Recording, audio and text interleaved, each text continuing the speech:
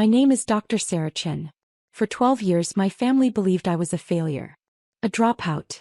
Someone who couldn't hack it in the real world. They had no idea I'd been saving it. If you've ever been the family punchline, hit that like button and subscribe right now. You're not going to want to miss what happened next. Growing up in Chicago's suburbs, family hierarchy was clear.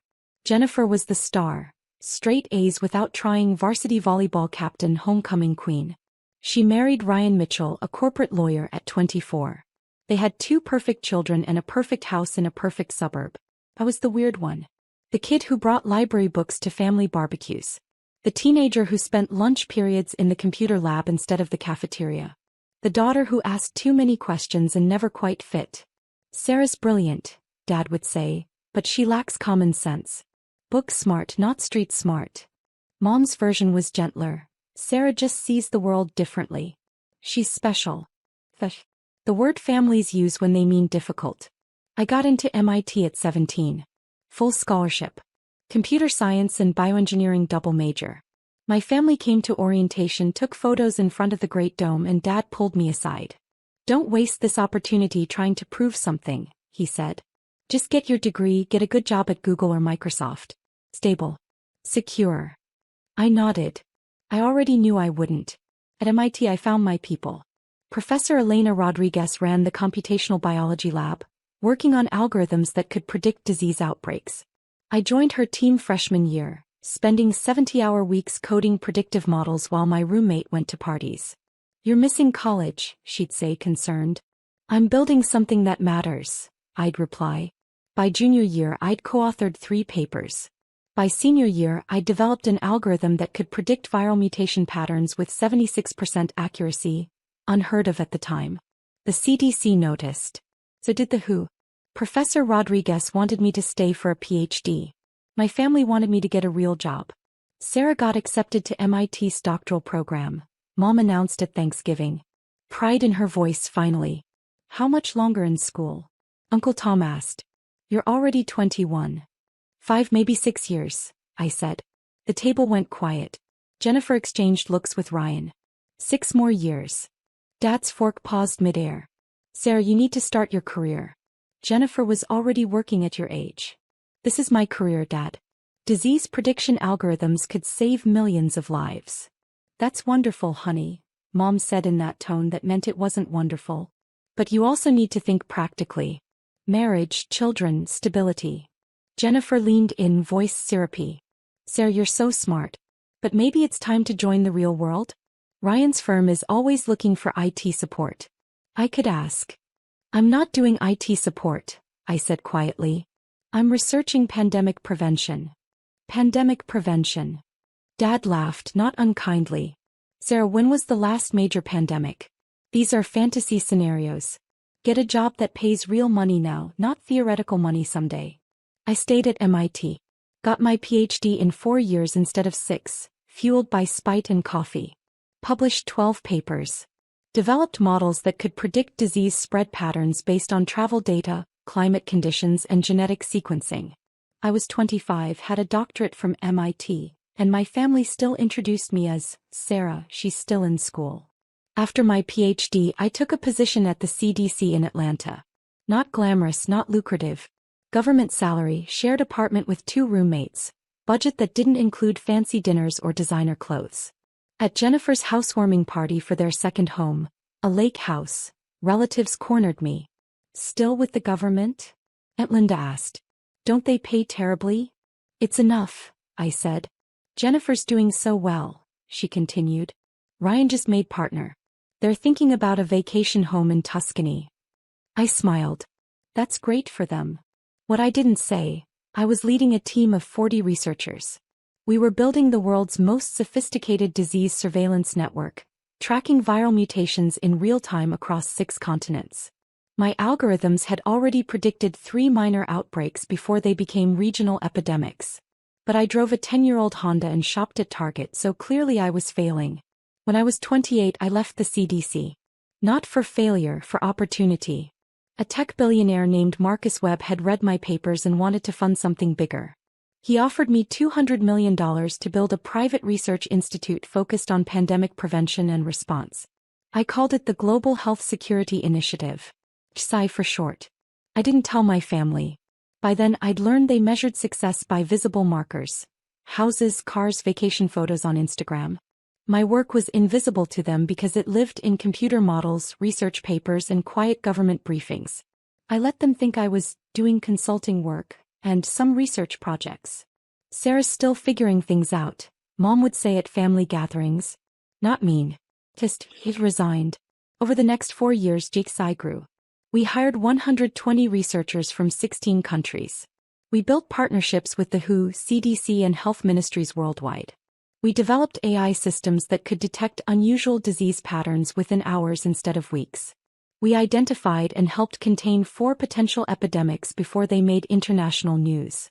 A novel influenza strain in Vietnam. A drug-resistant bacteria in Bangladesh. 2 separate viral mutations that could have gone airborne. Nobody knew. That was the point. The best pandemic response is the one that happens before anyone realizes there was a threat. Forbes ran a profile on me when I was 30. The woman building the world's pandemic defense system. My family didn't see it. They didn't read Forbes. Jennifer read Real Simple and Architectural Digest. I still lived modestly. My apartment was nice but small. I worked 80-hour weeks. I hadn't dated seriously in years. At family events, I was the spinster aunt, the workaholic sister, the daughter who never settled down. Sarah's married to her work, Uncle Tom would joke. He meant it as an insult. I took it as truth. Drop a comment and let me know where you're watching from tonight. In November, 4 years after founding GSI, our algorithms detected something unusual. A respiratory virus in Wuhan, China. Not confirmed yet. Just patterns. Travel data showing unusual hospital visits. Social media posts mentioning respiratory symptoms. Genetic sequences uploaded to medical databases showing a novel coronavirus. This one's different, I told my team. The mutation rate. The transmission pattern. This could be bad. We alerted the WHO on December 1st. They investigated.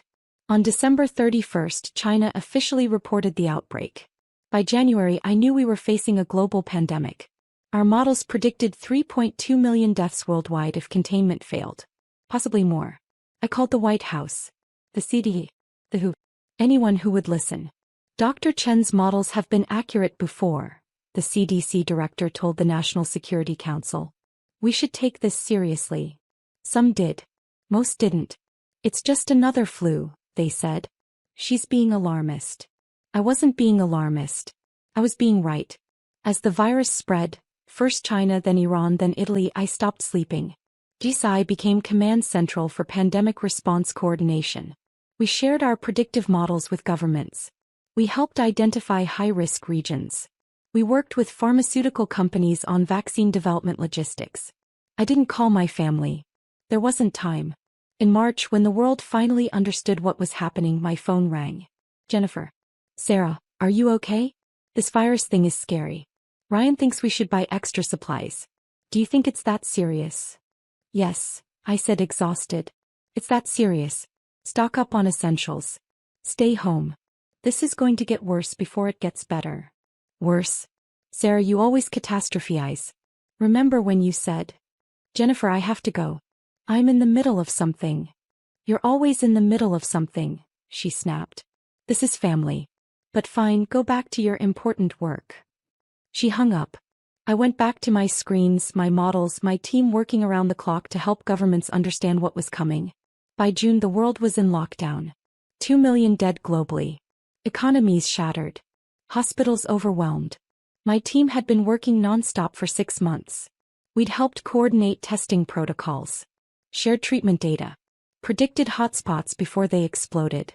Our vaccine development models had identified the most promising candidates, potentially saving months in the race for immunization. Governors called me. Presidents called me. I briefed the UN Security Council via Zoom at 3 a.m. My family called too. Once. In April. Sarah, can you get us masks? Mom asked. They're sold out everywhere and you work in medical stuff, right? I'm trying to prevent a global catastrophe, Mom. I can't source PPE for personal use. Well, excuse me for asking, she said, hurt. Jennifer said you'd probably say that. Said you've always been too focused on your career to help family. I wanted to scream. Instead I said, I'm sorry. I'll see what I can do. I had my assistant send them N95 masks from our research supply. They never said thank you. In August things stabilized slightly. Still terrible but manageable. The vaccine trials were promising. My team had been working 24/7 for 8 months. We were exhausted. That's when the invitation came. The Chin family reunion, scheduled for October, assuming the pandemic was over by then. Jennifer was organizing it. The email included a family directory. Names, occupations, achievements. Chin family directory. Asterisk Robert Chin, dad retired insurance executive. Asterisk Linda Chin, mom retired school counselor. Asterisk Jennifer Chin Mitchell, marketing director Johnson and Associates. Asterisk Ryan Mitchell, partner Mitchell and Ross Law. Asterisk Sarah Chin, unemployed / between positions. Unemployed. Between positions. I stared at the screen. Then laughed. Then cried. Then laughed again. My assistant David walked in. Dr. Chin? The WHO director is online too. Tell him I'll call back in 5 minutes, I said. I need to process something. David glanced at my screen. Read the email. His face went carefully neutral. They don't know, he said. Not a question. They've never asked, I replied. The reunion was Jennifer's baby. She'd rented a country club, hired a catering company, created a Facebook event page. 200 relatives from across the country, all coming together for the first big family gathering since the pandemic started. It'll be safe by October, she declared on the planning committee Zoom. And we all need this. We need to celebrate family, resilience, survival. She put me on the setup committee. Sarah, you're not working right now anyway. You'll have time to help. I'm actually very busy. Doing what? Jennifer's smile was sharp. Sarah, it's okay to admit you're struggling. The pandemic has been hard on everyone. Especially people without stable careers. I muted my mic, counted to 10. I'll help where I can, I said finally. The planning meetings were torture. Jennifer discussing seating arrangements while I had government briefings about vaccine distribution. Aunt Linda debating centerpiece options while I reviewed mortality projections for the winter surge. At one meeting, Mom brought up the family directory again. Sarah, honey, I put you down as between jobs because I didn't know what else to write. Are you doing any consulting work? Even part-time work we can list. The Zoom grid showed 25 relatives, all looking at me with sympathy. Poor Sarah. Can't catch a break. I'm working, I said carefully. Full-time. More than full-time actually. Oh, that's wonderful. Where? An organization focused on global health. Like a hospital? Aunt Mary asked hopefully. Something like that. Are they hiring? Cousin Brad jumped in. I got laid off in March. Could use a connection. Look into it, I said. Jennifer unmuted. Well, whatever it is, I'm sure it's keeping you busy. But Sarah, try to take care of yourself too. You look exhausted. I looked at my reflection in the Zoom window. Dark circles under my eyes. Hair pulled back in a messy bun. No makeup. Wearing a Jisai hoodie that had coffee stains. He was right. I looked like hell. I'll try, I said. What I didn't say. I looked like hell because I'd been awake for 36 hours straight coordinating vaccine trial data. Because my team had just helped identify a mutation that could affect vaccine efficacy. Because I'd spent the morning on a call with pharmaceutical CEOs and the afternoon with epidemiologists in Mumbai. But sure, Jennifer. I try to take care of myself. Hit that subscribe button if you've ever had to prove yourself to people who couldn't see your worth. Because what happened next changed everything. In September, a journalist from Time magazine contacted me. They were doing a year-end piece on the pandemic response. Who got it right, who got it wrong, what lessons we'd learned. We'd like to interview you, Dr. Chin, she said. Your organization's work has been remarkable. Quiet but remarkable. I don't usually do press, I said. I understand. But people should know what GHSI did. You predicted this. You warned people. You helped save lives. I thought about it. About visibility. About whether my family knowing would even matter. Hey, I said. But I want accuracy. No sensationalism. Just the truth, she promised. The interview took 4 hours. We talked about the early warning signs. The resistance I'd faced. The models Jisai had built. The coordination work we'd done behind the scenes. Why didn't you go public earlier? She asked. If you'd done a media campaign, maybe more people would have listened. Because pandemic response isn't about credit, I said. It's about results. Every hour I spent doing interviews was an hour I wasn't spending solving problems. I chose problems. No regrets. I thought about my family's reunion directory. Unemployed/between positions. Some regrets, I admitted. But not about the work. The article came out in October. 3 days before the reunion. I didn't know they were considering me for anything bigger. Nobody at Jisai knew. October 10th.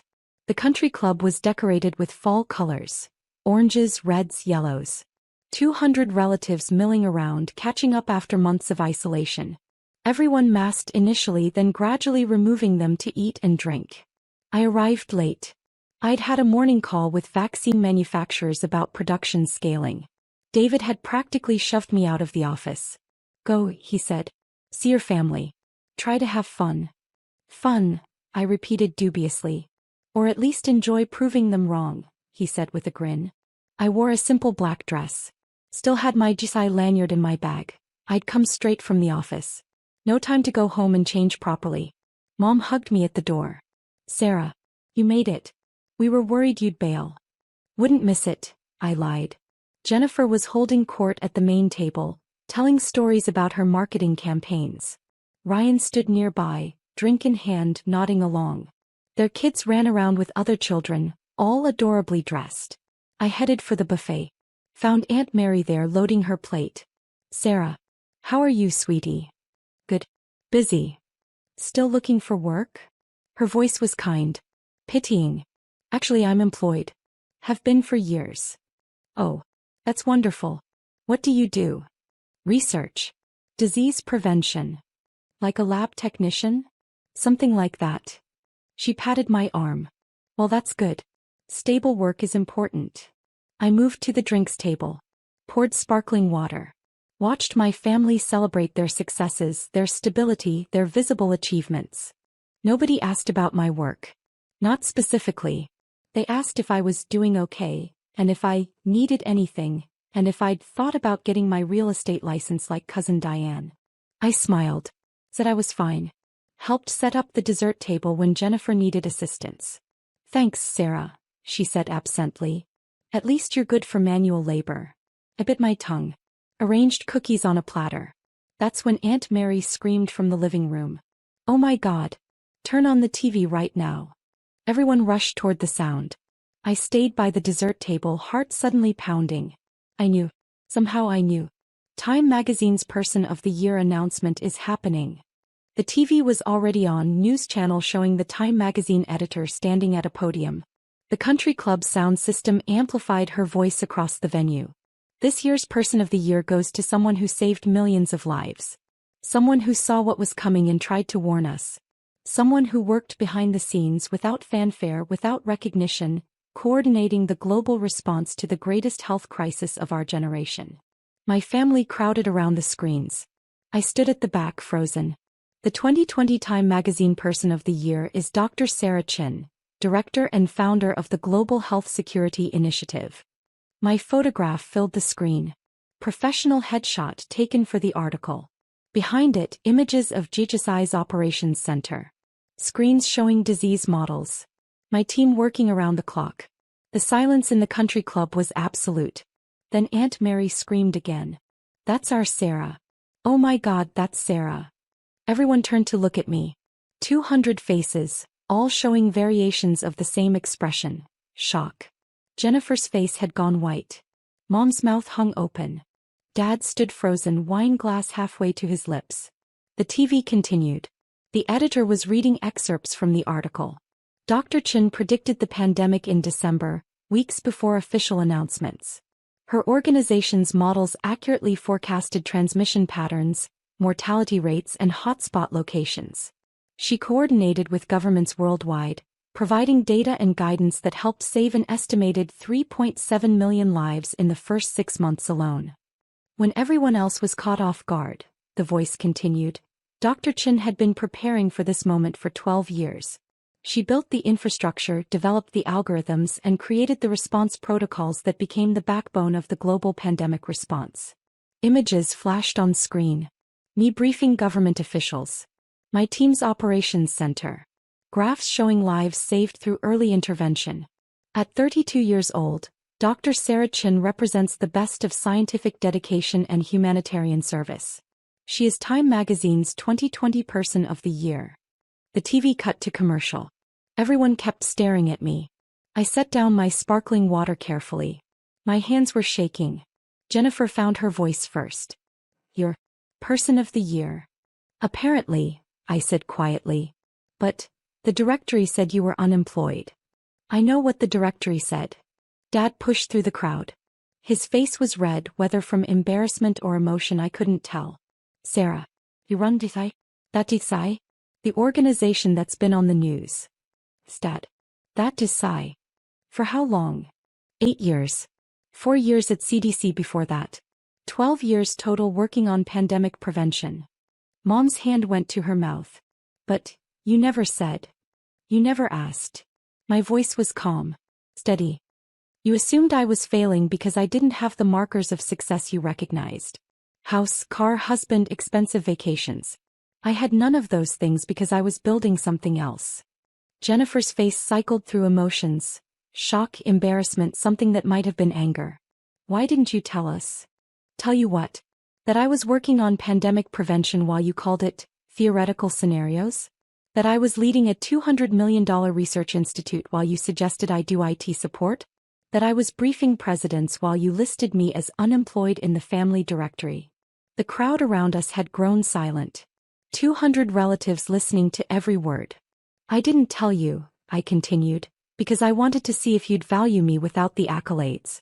I wanted to know if you'd love me even when you thought I was failing by your metrics. I wanted to see who you really were. My voice cracked slightly. I steadied it. You showed me.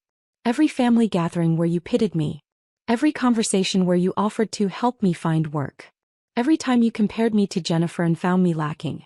You showed me exactly what I was worth to you. Aunt Linda stepped forward. Sarah, honey, we didn't know. That's my point. I looked at her, at all of them. You didn't know because you didn't ask. You made assumptions. You saw what you expected to see, the weird daughter who couldn't quite succeed in the real world. Jennifer's voice was small now. We were worried about you. No, you were embarrassed by me. There's a difference. I pulled out my phone. It was exploding with notifications. Congratulations from colleagues, government officials, news outlets requesting interviews. The WHO director. The CDE. 3 different presidents. I need to go, I said. I have calls to make. Press briefings. Apparently being Person of the Year comes with obligations. Sarah, wait. Dad grabbed my arm. His grip was gentle but desperate. I'm sorry. We're sorry. We didn't understand. I looked at his hand on my arm. At his face, stricken, aging, full of regret. Dad, I spent 12 years trying to save the world from the exact pandemic that just killed 2 million people. And you thought I was unemployed. That's not a misunderstanding. That's a fundamental failure to see me. I pulled my arm back gently. I'm not angry. I'm just done. Done trying to prove I'm worthy of your attention. Done explaining my value to people who couldn't see it. Done being the family disappointment when I'm actually the family success story. You're not a disappointment, Mom said, tears streaming. You're amazing. You're a stranger, I finished. I'm a stranger to you. You know Jennifer's marketing campaigns but not my pandemic models. You know Ryan's law cases but not my research papers.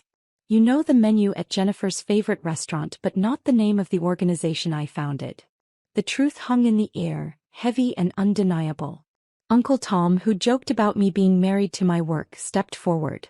Sarah, I'm sorry. We all are. We should have. You should have asked, I said simply. That's all. Just asked about my work. About my life. About what I was doing with my days. But you didn't because you'd already decided I was failing. My phone rang.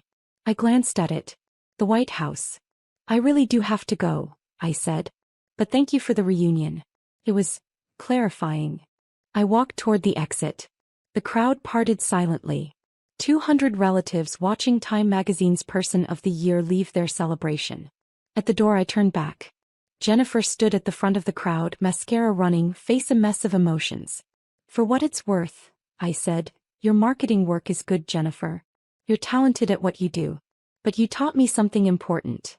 That being the golden child was about fitting into expectations, not about actual achievement. I never fit your expectations, so you never saw my achievements." "I see them now," she whispered. "Now that Time magazine told you to," I replied. "That's the problem." I left.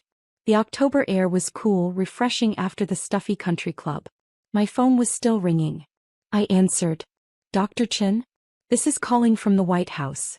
The president would like to speak with you about your work." I walked to my car, the 10-year-old Honda that had embarrassed my family, and drove away from the reunion toward the work that actually mattered. The media storm was immediate and overwhelming.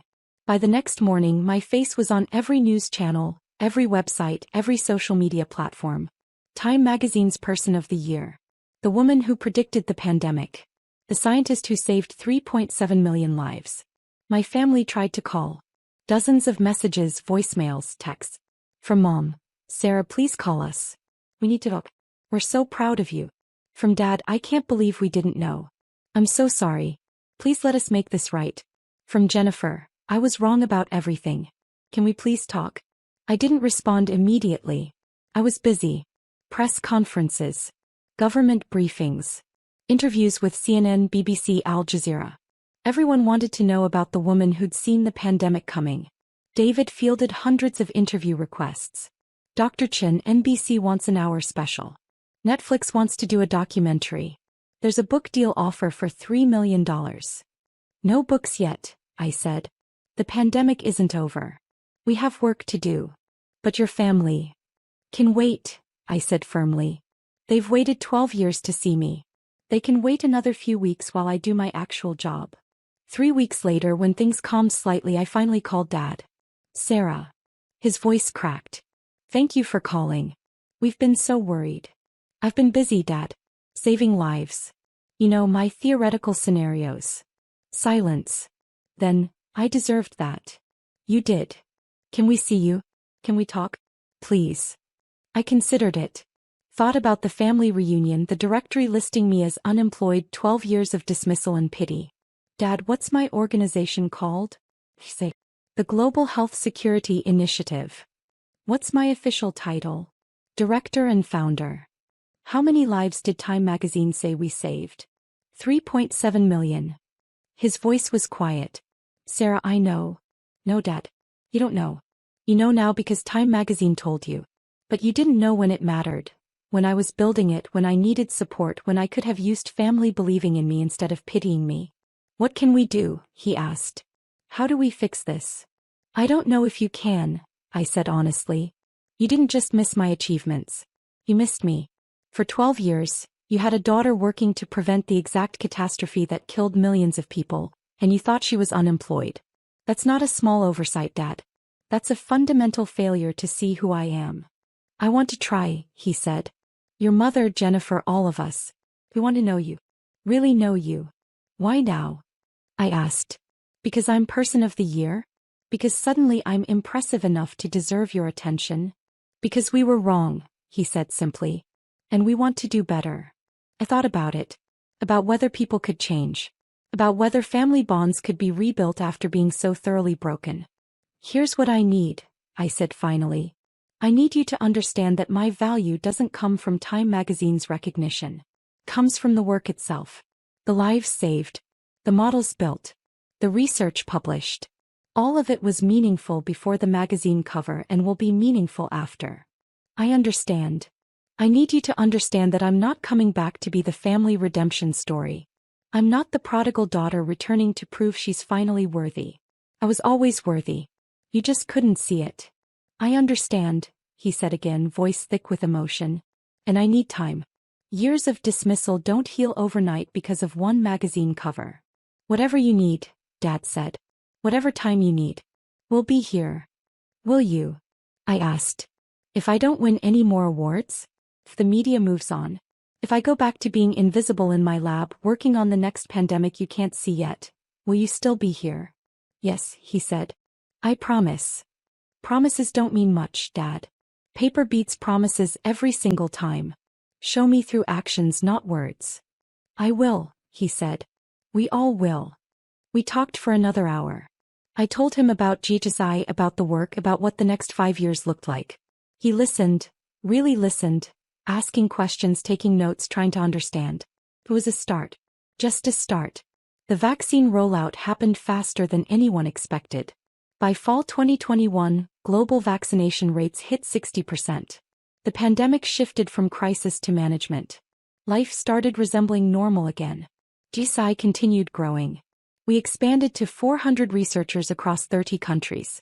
Our models now tracked not just pandemics but also antibiotic resistance, bioterrorism threats, and climate-related disease patterns. Our budget hit $800 million annually, mostly from government contracts and private philanthropy. I won more awards. The Nobel Prize in Medicine. The Presidential Medal of Freedom. UN Champion of Global Health. My office wall filled with plaques and certificates I barely looked at. My family tried. Really tried. Dad flew to Atlanta once a month to have dinner with me. He'd ask about my work, listen to explanations of algorithms and mutation patterns, try to understand. Sometimes he got it. Sometimes he didn't. But he tried. Mom joined my organization's board as a community liaison. She didn't understand the science, but she understood people. She helped us communicate complex health information to non-scientists. Found her own role in the work. Jennifer and I rebuilt our relationship slowly. Coffee once a month, then twice. Tentative conversations about her marketing work and my research. Learning to see each other as adults, not as golden child and scapegoat. I was jealous, she admitted once. Even when I thought you were failing, I was jealous. You were doing something that mattered. My work is good, but it's not saving lives good. Your work matters, I said. Different work matters in different ways. But you're Person of the Year. And you're a mother raising good humans, I replied. The world needs both. She smiled. It was real this time. The extended family took longer. Some never really got it. They congratulated me on the awards but still didn't understand the work. That was okay. I stopped needing their understanding. Aunt Mary surprisingly became one of my biggest supporters. She volunteered at GHSI's community outreach programs, helping distribute health information during subsequent COVID surges. I'm making up for calling you a lab technician, she said with a rueful smile. The reunion the following year was different. No directory listing occupations. No comparing achievements. Just family being family with all the mess and complication that entailed. When someone asked what I did, I said simply, I work in disease prevention. She's too modest, Dad jumped in. She runs the world's leading pandemic prevention organization. She's the reason millions of people survived COVID. I put my hand on his arm. Dad, it's okay. You don't have to prove anything. I'm not proving, he said. I'm just proud. Really proud. Those words, which I'd wanted so badly for 12 years, felt different now. Good but not essential. I'd learned to be proud of myself without needing external validation. Thanks, Dad, I said, and meant it. If you've ever had to cut off toxic family or rebuild relationships after years of hurt, tell me your story in the comments. What would you have done? Does any of this feel familiar? I still work 80-hour weeks. Still live modestly. Upgraded to a nicer apartment but still drive the Honda. Still put the work first because that's who I am. Time magazine's cover hangs in my office, not because I need the validation, but because it reminds me that invisible work eventually becomes visible to those who matter. My team jokes that I'm the most famous person nobody recognizes.